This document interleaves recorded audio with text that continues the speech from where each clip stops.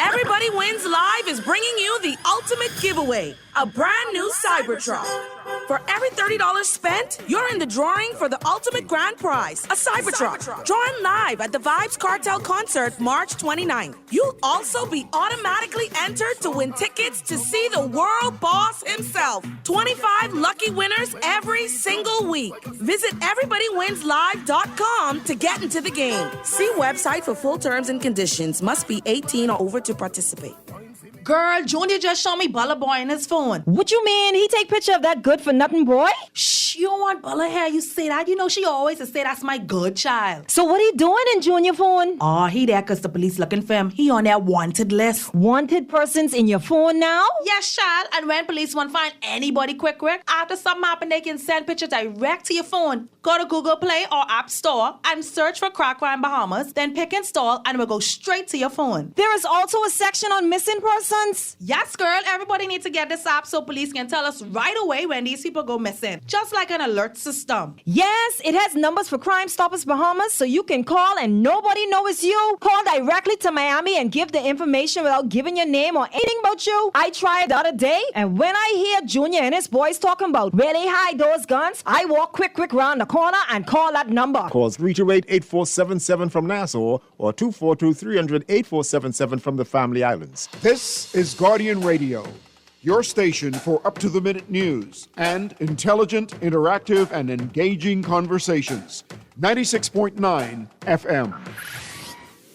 The views and opinions of the hosts and guests are their own and do not necessarily reflect the views of the management and staff of Guardian Radio.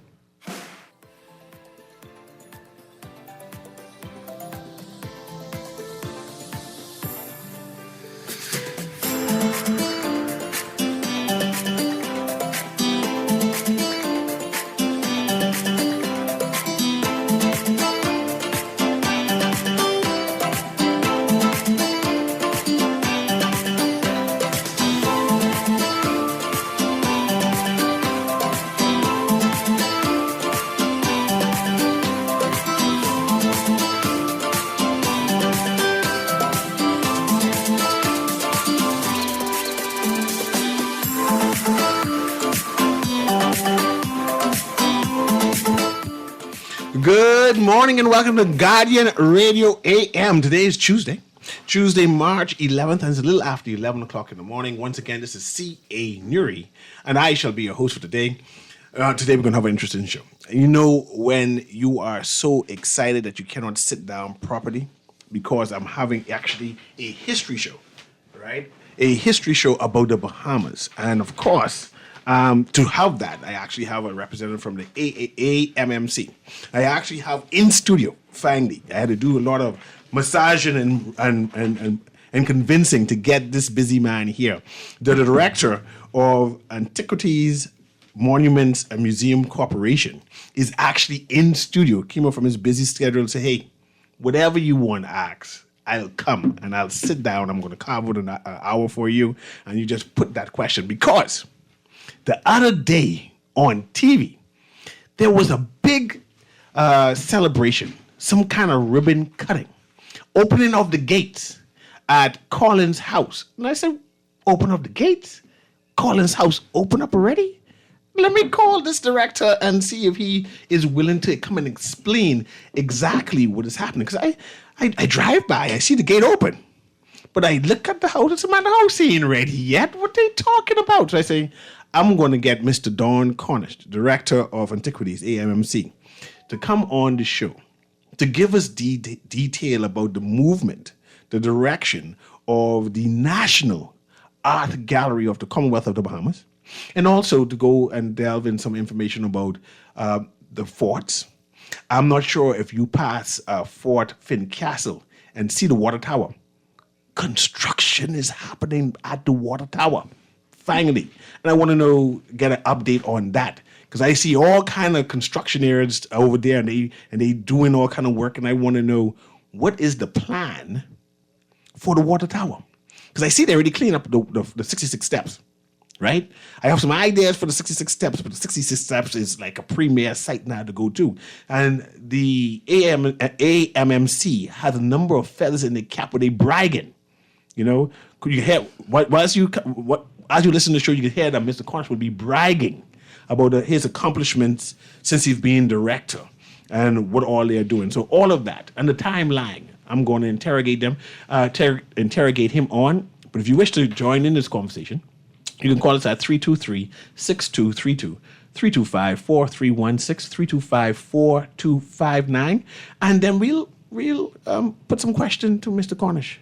Without further ado, Mr. Cornish, welcome to Guardian Radio AM. Thank you very much. Good morning to your audience. It's good to be here. Good. So I'm going to start off from the beginning. You're the director. What does the director do? What does the AMMC? And then we'll start our conversation after that.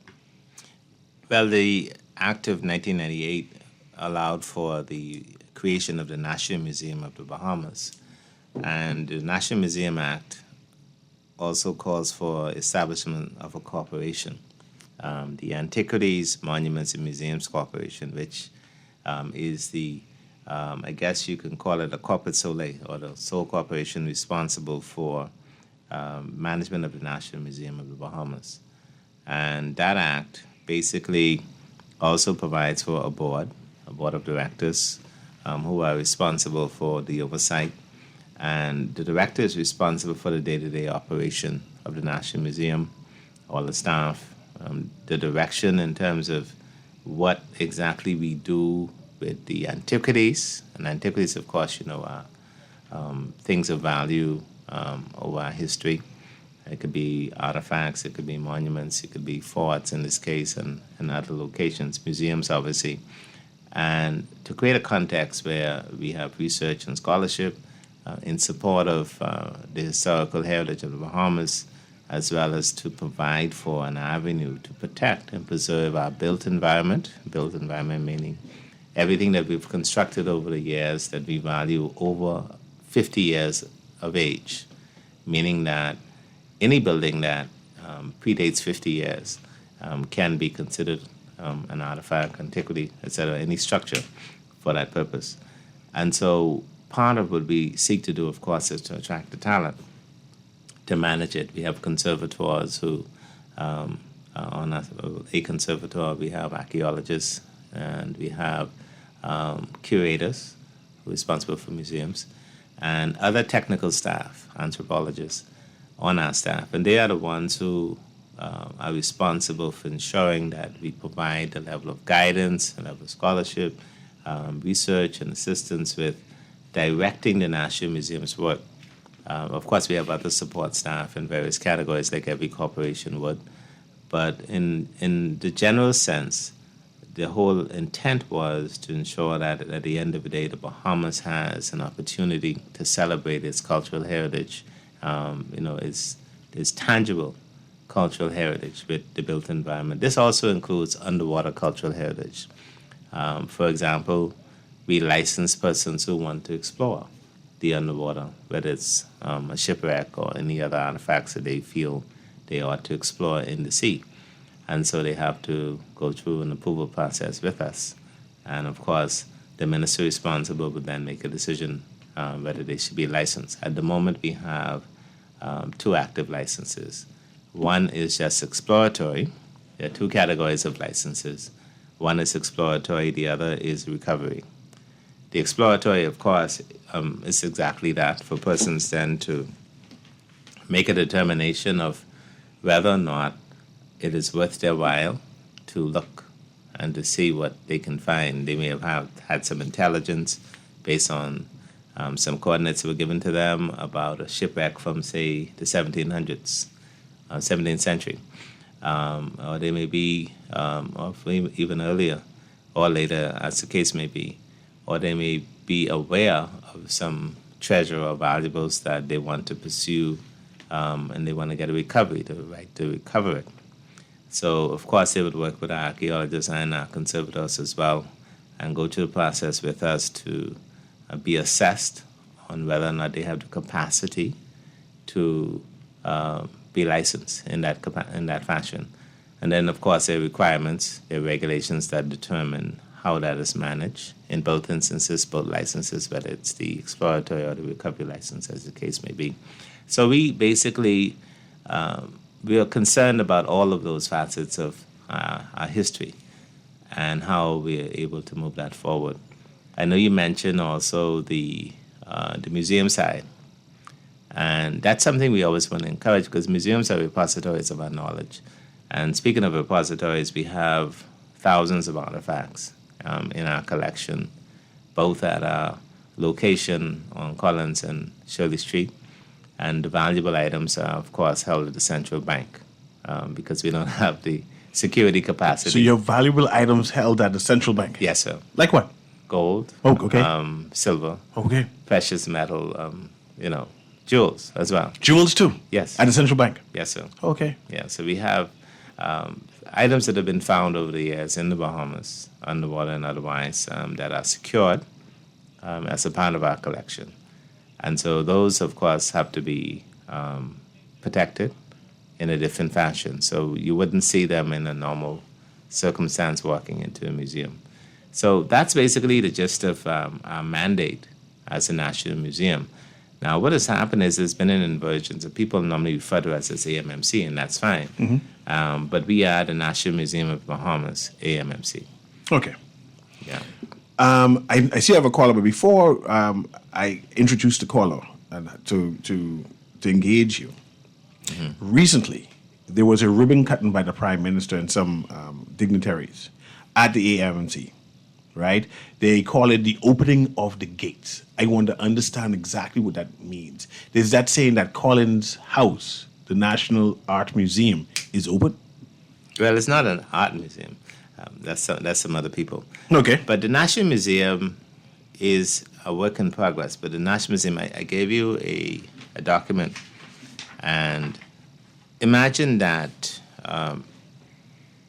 as a country, we have a hub in New Providence or Nassau, and there are spokes that lead to the rest of the Bahamas. And I liken it to a wheel, and you're looking at the wheel in front of you, where the National Museum represents the entire country. Of course, the hub is here in New Providence at Collins, where we're located. It's a physical location, but it's also a figurative location. And so what we did the other day was that we opened the gates that have been locked for well over 20 years. And that was intended to invite persons to the largest green space in New Providence, but also to begin the conversation in earnest about exactly how the National Museum at its hub ought to be represented. And there have been several iterations of how the National Museum should be represented. People have talked about a downtown museum and other locations, etc. But we have inherited a building a little over 20,000 square feet that has been utilized over the years. First as Ralph Collins House, and then later it became the home to St. Andrew's School, and then the Ministry of Education, and then I think it's sometime in 2000 and or so, it became home to the National Museum, Antiquities Monuments Museums Corporation. Several efforts have been made to restore the building in order to make it useful as a National Museum. What our effort was on the 31st of January was to open the grounds, not the house. So you'll notice that there's a construction fence across the building. The 6 acres that we have is being refreshed so that we create an experience within the grounds of Collins, the Collins estate, so that tours can start, people can come in again. We create vending spaces, and we do what is possible to create an experience for people in the tourism industry in particular, where guests can begin the conversation about what is coming with the restoration of the house, what is coming in terms of the opportunities to represent our history in one repository, the central location of Collins House itself. The ceremony had nothing really to do directly with an opening of a house or a museum. It was to create the partnership with the Bahamian people about what the possibilities are to create that hub and to have the spokes. Because bear in mind, the National Museum is not just at Collins House. It's every artifact, every museum, every monument, every historic location in New Providence, all intertwined to create the National Museum concept. So this was the beginning of that partnership conversation about what we're doing and the opportunities that we want to create to complete the National Museum concept, starting at Collins House and reaching out into the rest of the Bahamas. We're going to go in detail with that, the possibilities of what we should be anticipating. We have a caller on the line, and the caller been waiting for a minute, so I'm going to engage this caller, and then I want to speak about the possibilities. What exactly is being suggested or being proposed for the ground, Collins House, and then we'll move on from that and talk about the wider the Bahamas, but of course New Providence first, then the wider Bahamas. But we're still staying on the Collins House and the National Museum of the Bahamas first, and then we branch off to what? Great show as usual. Yeah, and your guest, how you doing? Doing well. Okay, if you forget about your past and you don't know where you came from, you won't know where you're going.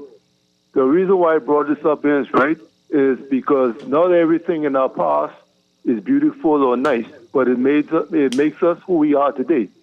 We took down Columbus statue, right? Ask your guest, as a historian, should we have taken down the statue? Second question, on the local market, how much is the statue valued? And third question before I hang up, right? Downtown area has a lot of historic buildings that are dilapidated, but what is the extent of renovations could we do or allowed to do, I should say, to historic buildings? I'll hang up and wait for your answer. Thanks very much, Colin. Well, Columbus, yeah, tackle that Columbus question. Yeah, the Columbus question is quite interesting, and it's an important part of the conversation we need to have. One of the things that we ought to not overlook is that the Columbus statue was damaged, and that there's been a debate for some time about what do we do with the space and whether or not the right person was there. I'm not here to answer that question, but what we do know is that in our strategic planning, we've looked at a national monument and statue program. And so one of the things that I want us to begin to think about is how should we best represent those persons who've made a contribution to our country from the inception throughout all the civilizations, and whether or not they ought to be placed in front of us in a way that is quite clear to generations that we honor their place. We have some so-called leaders, former leaders, representations that are very small, very diminutive, and then we have some that are larger. And so we have to make that distinction about how do we shape it. I was in Berlin, and I've been to Europe and other places where statues are 20 feet tall, 50 feet tall, very, very pronounced. And then you come to the Bahamas and you see a bust, and you see, I say almost a 4-foot statue. 4-foot statue. Yeah. So what are we saying? What is the message? More so than the persons in front of us, what are we saying? How do we best represent those persons who give 100% of what they are to us, and we celebrate so much in so many other ways. We verbalize it, but it's not in front of us. So speaking to the issue of the value of, say, a Columbus, anybody else, I think we ought to have a discussion about who and how these representations are best done. And so I think the National Museum has a duty to the Bahamian people to be that place where they come to shape the museum and the statues and the monuments in a way that best represents us, because we're teaching our children that this is a career that they ought to pursue as conservators and archaeologists and everybody else. So they should be the ones to have that discussion based on what they're able to determine from their experiences, from their education, and then to present those images to us. So wrap the question. Does the Columbus statue come under Antiquities, Monuments, Museums Corporation? It does, in the sense that it's an historic figure, but in terms of the jurisdiction, obviously, it's Government House, and that comes under the Cabinet Office and the like, and of course the Governor General's House, the Governor General's Office itself. What I think ought to be the discussion is how monuments ought to be managed in general, whether they're vested in us. The vesting process is something that I know has been started. So in terms of jurisdiction, obviously, yes, we expect discussion. but the actual vesting or the conveyance of it to us formally for our management is something that we're pursuing right now to ensure that we have the parameters legally to go ahead and do what needs to be done to replace it or to repair it, as the case may be. I'm going to deviate because I still want to go back to what is being proposed for the National Museum of the Bahamas. However, you mentioned jurisdiction, and I didn't want to leave that question out. 2 libraries are closed that I noticed near that Bay Street area. The one on, what street that is? That's the one by the archives. I'm not forgetting what street that is. That's Collins Avenue. No, Marquis Street. Uh-huh. And then the old jail that is Nassau Public Library. Nassau Public Library, right? I'm not sure if that's under your jurisdiction or under Ministry of Education. Education. Okay. And because you mentioned jurisdiction, I said, let me go right there one time and then let it come back. Well, let me just say that I just got a call this week that a library committee has been appointed, and they've asked for our representation, obviously. We sat at the table to have a discussion about it, even though the lines are kind of blurred between some ministries. There are agencies and ministries that do work with us. And in this case, there's a National Library Committee that's pursuing, I guess, the renovation, repurposing of that building as well, which is quite good. And then just pivoting to the question about the historic buildings on Bay Street. Part of what we do is we work with the various agencies trying to ensure at the end of the day and stakeholders that we're able to support preservation of any kind. Obviously, a private building, the owners have to make a decision on the cost of renovations and improvement, preservation. But we try to guide that process. So once the application comes to us for consideration, we make our recommendations. Most of the applications would also ask for an exemption so that they could get assistance with, the reconstruction, refurbishment efforts. Of course, that's subject to Ministry of Finance final approval as well. So there's some components that we're involved in. And of course, according to the regulations are very silent in terms of the parameters that we have, the legal teeth that we have, if you may. And it's something we're working on very diligently. Our board has been trying to address it as well. And so those conversations need to be more advanced with the public in particular about the extent to which they'd wish for us to be involved in the conversation so that we can provide the support that's necessary to move more quickly before these buildings fall apart. Good. So we're going back now to the grounds of the National Museum of the Bahamas. And in this text, though, must you read my mind? It goes, good morning. What can the public do at the grounds at the Collins House? Is it operating as a park or a garden? Is there any seating, any parking, any restrooms, any costs to come there? And I was going to come down that avenue. And since the text is already asking, I put it to you. Great questions. What can I do? Since it's open. And mind you, when I went there, I went on a tour recently, ladies and gentlemen. Mm-hmm. I went on a tour there and you saw the vision? I saw the vision and I got some chills of the possibilities. But I said, I need to bring Mr. Cornish in so he can explain exactly what is this vision, what is this end product. And whilst I was there, I saw tourists. I saw tour guides coming in. I saw tour buses coming in. Now, when I said, what they doing? What they coming to do? Right? So tell me, guide me through, what is it? Is there a cost, like the German asked, the texture asked? There's no cost at the moment. Part of what we want to do is to create what I call critical mass. And I think in development, you always want to be able to get ahead of your PR and marketing in a way that you don't have to do as much work and spend as much money. Part of what happened was that once we opened the gates, people who have a good opportunity to do an immediate tour downtown just flashed through our gates and started coming and telling the story of Ralph Collins and telling the story of Nassau and telling the story of the bootlegging era of the 1930s. And so when you start to think about it from the context of what we will do, what we are doing is we are creating recreational space for vendors, and that is an active process right now. In fact, some of the renderings are being developed as I speak. We are also improving our landscaping. We do have events already. We just had I think this is Junior Junkanoo Champions from the former Centerville Primary School on property. We sponsored them to a nice little event on the lawn. The Great Lawn is available for events. We also So I can book the place out now? Yeah. We've been doing active bookings for it. You can book it for, in fact, the chief of protocol just did his photo taking at the Great Lawn last week, almost 2 weeks Friday. And, we have other spaces. Of course, we do have public restrooms, really attractive restrooms. I think somebody was Yes. there. So there are no porta potties. We have a lot of spaces that we're curating for some very unique things. In fact, sailing is our immediate focus for an outdoor exhibition.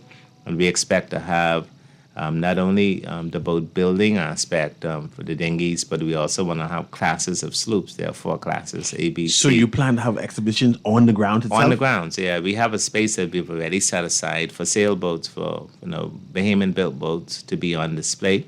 That includes not only the physical boats. Replica of boats or boats? No. These are retired sailing boats, A, B, C, and E class, as well as dinghies that will be there on the property as a part of the curation, using the electronic boards and us, Baywood Science, to provide the curation we need to talk about how the Bahamas connects. Because, boat building, the sea is a natural connection to all of the islands of the Bahamas. So the National Museum basically provides that connectivity. And so having that as the first exhibit at the National Museum, at the grounds, we believe is a way in which we can begin that conversation in earnest. We're going to provide that space so that those individuals can come and they can see the history of boat building, how it really provided a means by which economically the Bahamas could develop, the settlement of the islands around the Bahamas that was principally done by some of these same types of boats, and the fact that the sailing became a sport, which provided another avenue for an expression of what we are and who we are as Bahamians. So you're saying that the outside grounds is going to be inside Collins Avenue Museum, and there's going to be an outside Collins Grounds interactive showcase. Yeah, well, the exhibits are not just going to be in a physical, stable building that's stagnant and stiff. And, what we want to do is we want to create spaces where people are comfortable. And then they can get the history curated. Because you can imagine you walk into the grounds and there's a map out front.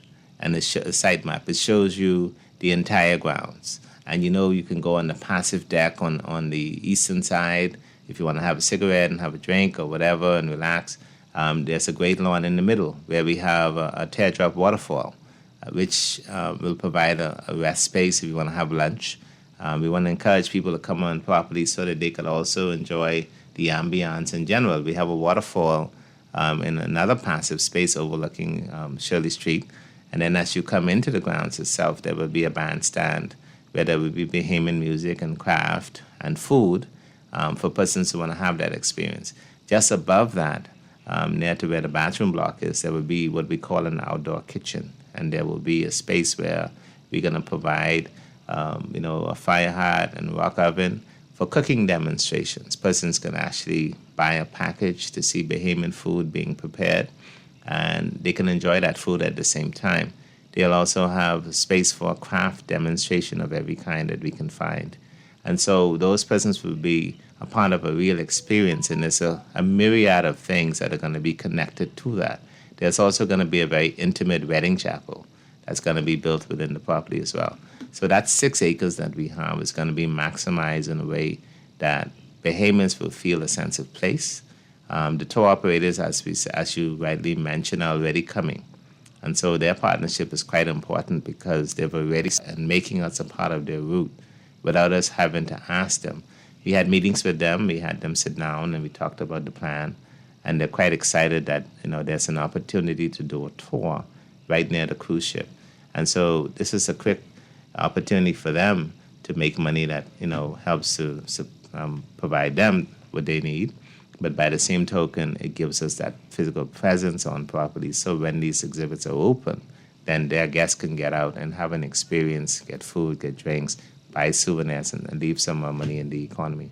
So what you're describing so far, this is phase one, which is going to be outside. This is separate and apart from the Collins House, the museum, the National Art Museum. And you're saying this is going to be more interactive. Are there going to be any artisans walking up and down, anything like that happening on the ground? I'm just trying to get this ground vision that you're saying. Well, Collins House itself, the museum is being planned. The government has appointed a National Advisory Committee. I chair the committee along with some very, very talented Bahamians.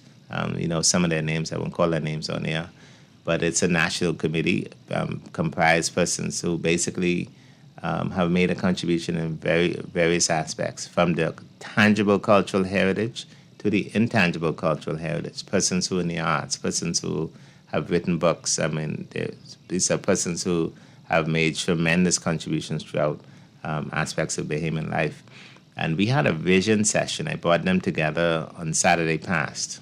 I made them work on Saturday, and we were together for a few hours from 10 in the morning until after 1 o'clock. And we talked about what should happen in terms of the space called Collins as a museum. Mm-hmm. And so we got their feedback. I had an international consultant who chaired us a portion of that session. And then after they were done, then we did a tour of the actual Collins House itself and the grounds, as I did for you, and talked about the possibilities of what can happen in the ground. So this is a well thought out process. It's not just Don Cornish with an idea, but this is a consultative process that will include the fact I have a mandate to ensure that those persons in the family islands are represented appropriately, so the National Museum actually represents all that we have as Bahamians. I'm talking to Don Cornish, director of the AMMC, the National Museum of the Bahamas. What he's talking about cost and money. I'm not sure if it's mentioned inside the budget as yet. When he comes back, I'm going to tickle him, poke the bear to find out, you get the money yet, right? Because I see constructions happening, right? But I want to know if the money, if the bag land, has the plane landed and we say, hey, we didn't start.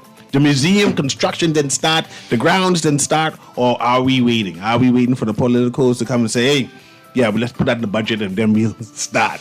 We'll be right back. This is Guardian Radio AM, and of course, I got to move quickly because I want to talk about the water tower and other things like that. And then I want to talk about even some things were donated to the National Museum already. I want to know where they're located. Like all the gold medals for Sir Derwin. Who has them? You have them? They're being stored. Are they still going to be used inside the National Museum? But anyway, we're going to take this quick break. Again, we'll be back speaking to Don Cornish, the director of the AMMC.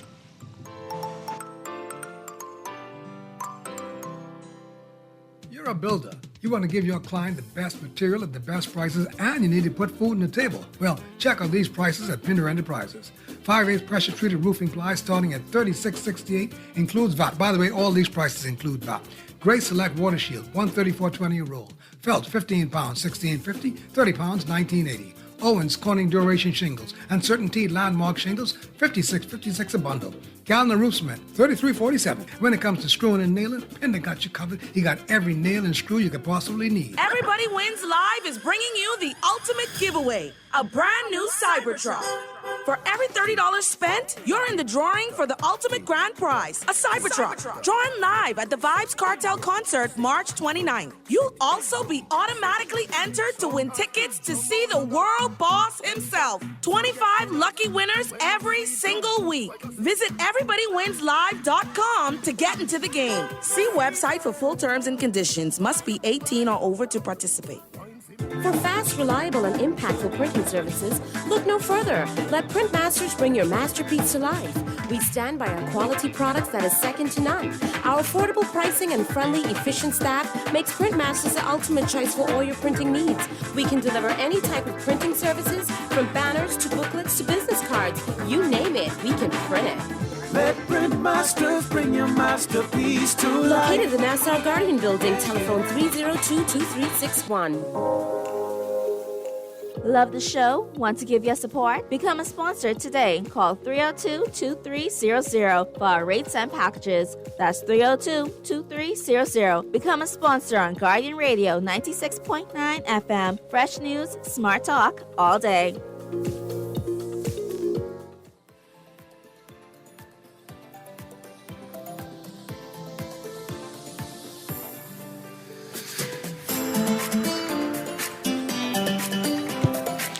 And welcome back to Guardian Radio AM. Of course, this show is being sponsored by the 2025 CONCACAF Beach Soccer Championship. It's going to be held at Malcolm Park Beach Soccer Stadium in Nassau, of course, from March 11th through March 16th. So watch our Junkanoo boys take on the top teams in Panama and United States. Of course, it's free to attend. It's definitely free to attend. So come out. I'm just going to remind you that our local team, the Junkanoo boys, tend to play at 8 p.m. So you have time to come out and support them, and that's going to be March 11th through 16th, the CONCACAF Beach Soccer Championship that is happening shortly.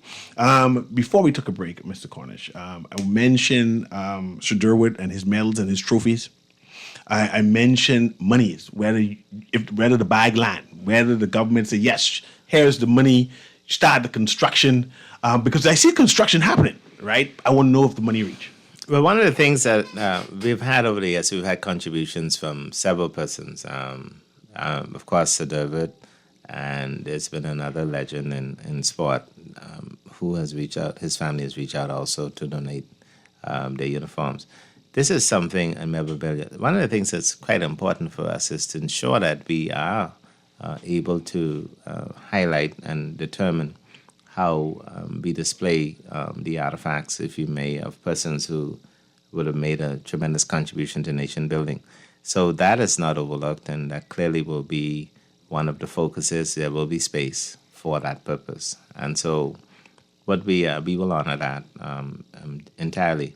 In our budgeting, obviously, the capital budget is approved once per year.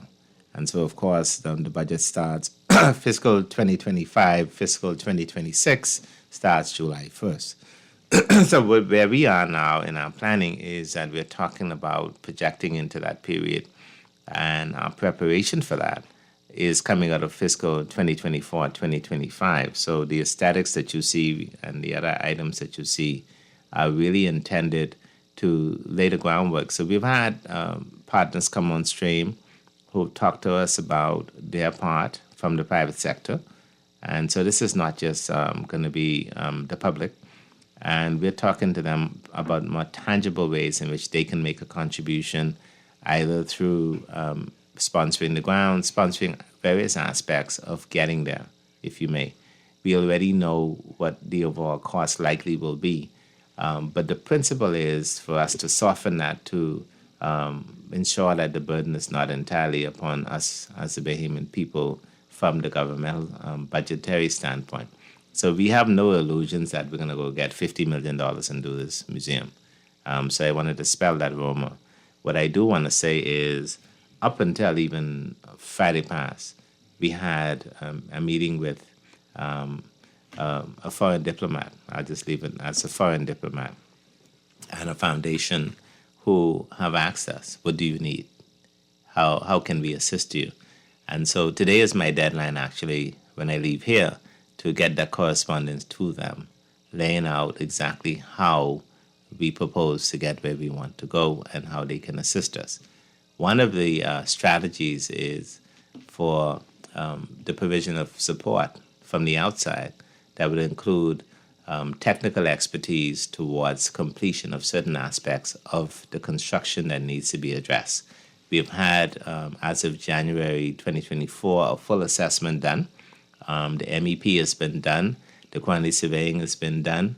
Well, MEP is mechanical, electrical, and plumbing. And then, of course, we've looked at the architectural as well as the structural.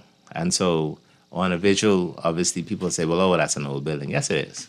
But the building was built the same year as Government House. So when you think about it from a structural standpoint, it's extremely sound. We've had several tours of it. And the testing has proven that, it is a building that could very well be preserved without any major issues.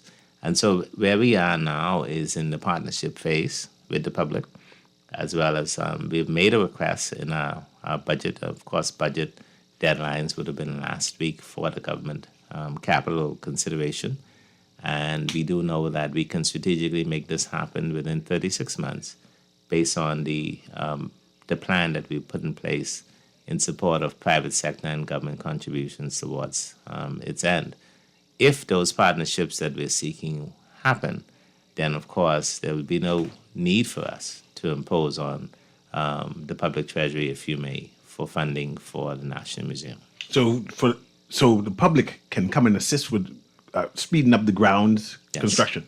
Yes. We have a lot of rich people here, man, so that we can push that. Yes, issue. and we've been having those conversations. I have a board, and I've spoken to them about the possibilities of developing a little bit more of the initiative phasing, as well as we've talked about the Directors Circle, a group that I've brought together, and we're going to formalize so that they will assist in identifying persons who do have an interest in partnering with us towards success.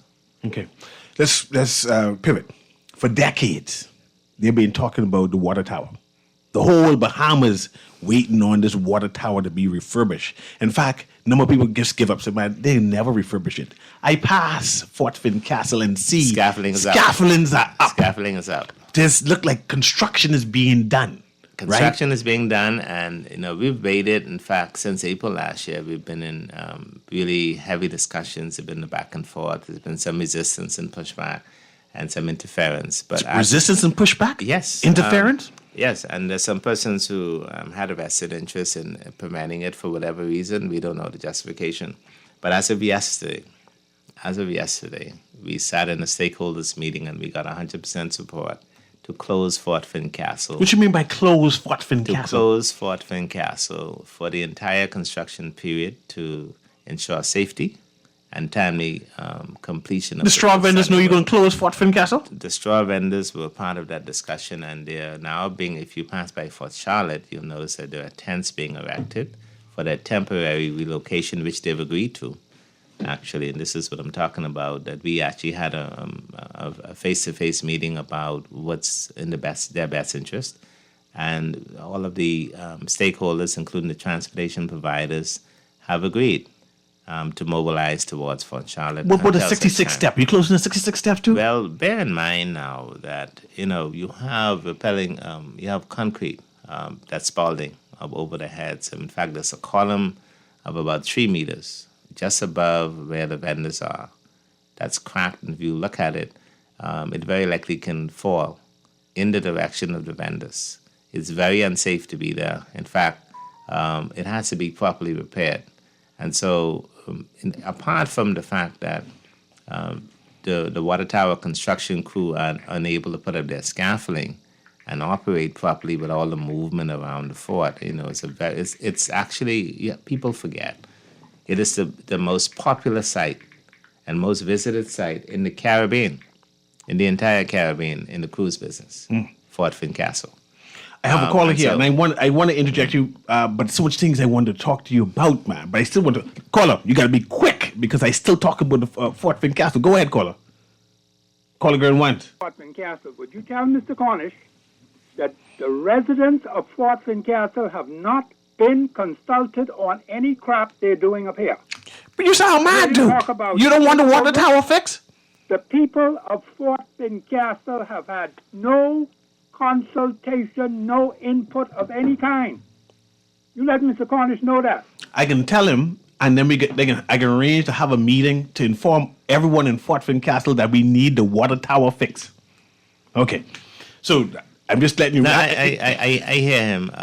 Part of the challenge we have, of course, is there are many stakeholders. And as I was saying, we had a meeting yesterday. Obviously, we're going to have more meetings. But ultimately, the safety of our guests is because you cannot have a major construction project going on and you have guests walking around.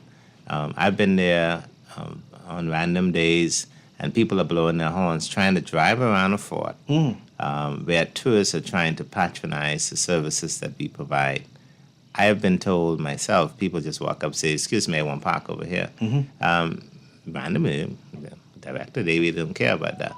And we had a guest struck by a vehicle last week. You know, there's too much movement around it. It has to be managed and controlled. All of our stakeholders who have a vested interest in the fort itself have agreed. Now, obviously, the public has to be advised, and that's a process. And so that communication is coming. I hear the caller. I understand his concerns. But, you know, at the end of the day, we will not get 100% support for all the things we do, but we have to do the right thing. The right thing is to ensure that no one gets hurt. Because can you imagine, you know, you have almost, a couple 100 pounds of concrete 80 feet up above the heads of the guests. And you can go up there and look at it on the north side of the water tower. So this work is critical to ensuring that we protect life and property. At the end of the day, and I'm going to take you up there so you can see it, because this is real. You know, we can talk about how we feel about things and our opinions and consultation and all the other issues, but the reality is that safety is paramount. I'm just glad that you're doing something. Yeah, and you know, I will hear the objections, but at the end of the day, we have to be realistic. I have a responsibility as a director of the National Museum to finish the project, to ensure that it's done. People who look at the Queen's Staircase know that we are serious about making a difference there. Once the vendors are relocated, we're going to make an effort to clean up the site and to ensure that when they come back, they have better premises, they have proper stalls, which it has been agreed will be rebuilt in their favor. And so the construction is anticipated to be finished in 4 months. I'm just going to ask how long it's going to take. 4 months. 4 months. That is the projected time. We are already behind schedule because we've made compromise after compromise. We've been delayed because persons have cried out and said, oh, you didn't tell us. You didn't consult with us. Oh, we need more time. Oh, it's a busy season. There are many, many, many reasons. But we have to make decisions. So let me make it clear. You're saying Fort Finn Castle is going to be closed.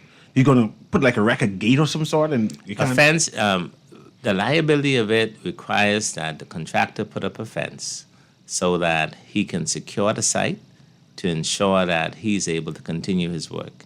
He cannot get his $2 million liability insurance unless the fence is erected, which means that the taxpayers of the Bahamas will be paying him until such time as the site can be secured, and even if he's not working. Any anticipated date for this closure and this construction? The closure will happen by the weekend. So we're getting... This weekend? Yes, we're getting ahead of it. As of Monday morning, all the vendors will be relocated to Fort Charlotte. It's that urgent for us. This is something we've been working on for 1 year, you know, and the whole issue for us is, I mean, there are many persons who silently are saying they were not consulted, and now they're raising their heads, and I understand that. But I'm very much available to speak directly with them, and they can tell me how they really feel. Sound like a town hall meeting or a PSA? If necessary. I will have those conversations because, you know, when I assumed the chair in November of last year, I was deputy before that, we had many, many meetings to talk about improvements to that site. We intend to improve all of Fort Fincastle as best we can. We intend to have further engagements about it, you know, but it cannot happen if we continue to delay it because someone disagrees. You know, I understand the disagreement, but in this case, the tower itself has to be finished. You know, I plan to invite you back because so many things I didn't get to ask you, and I only reached the Fort Fincastle and the water tower. What is proposed? And we only have 3 minutes left, but what is proposed or being proposed that you're going to do with the water tower? Because when I was younger, we just going up and just look over the whole Bahamas with that one elevator. But that will continue. What we're doing there will be an elevator. We've talked about decorations on the outside. Someone has said maybe put the crown back that was there in 1966 when the Queen visited. And, you know, there is a light that we have for the top. Of course, you remember the light. I remember the light. Which was quite important. The light is going to be replaced. There'll be a gift shop, obviously, from the retail standpoint. And the observation will continue. We've been approached by a number of persons who want to do other activities as well, which I can't speak to. Mm-hmm. But obviously, we want to ensure that whatever is done maximizes the opportunity for people to get that view of Nassau. to have the experience. It's the most in the downtown area. It's the most visible location in the downtown area. And it is an attraction for persons coming into downtown, coming by harbor, by boat, etc. And so we want to ensure that we do as much as we can to enhance it for future generations of Bahamians to benefit. And that is the ultimate goal. Thank you very much, Mr. Cornish. I mean, I'm excited for you. I see that you're working. It makes help me imagine your swan gliding on the water, but under the water, your feet paddling like crazy, trying to accomplish so much in so little time, and so especially with the budget you have. But I'm glad to hear that there's construction, there's work being proposed, being acted upon for the water tower.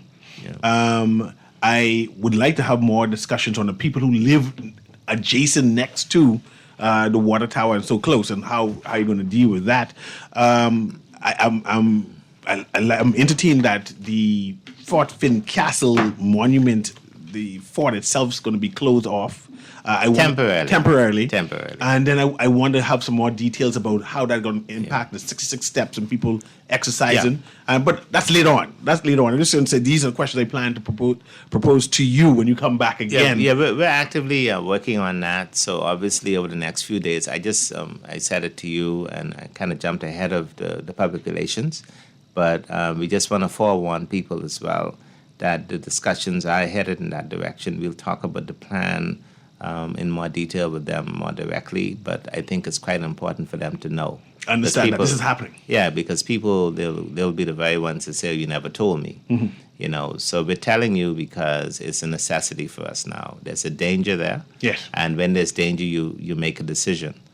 You cannot leave it as it is. I've seen pieces from the water tower fall down before. Yeah, and it's falling. And the thing is, you look at that column. I was there yesterday, and we have no choice but to close the site. Mm-hmm. So notwithstanding the so-called, consultation, we gotta make a decision, and we will take whatever criticism comes with that.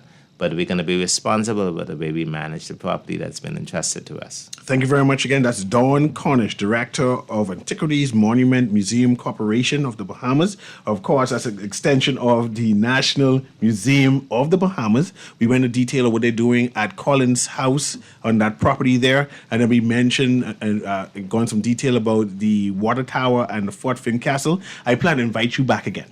I'd be happy to. I need to talk about Grand Bahama. I need to talk about Long Island. I need to talk about these other monuments around New Providence and what you are doing about that. So I need to make a booking because the Bahamian people are interested.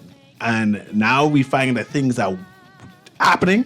We want to know what is happening in the timeline and what can we do to help. Yes. This has been Guardian Radio AM with C.A. Newry. Have a wonderful day.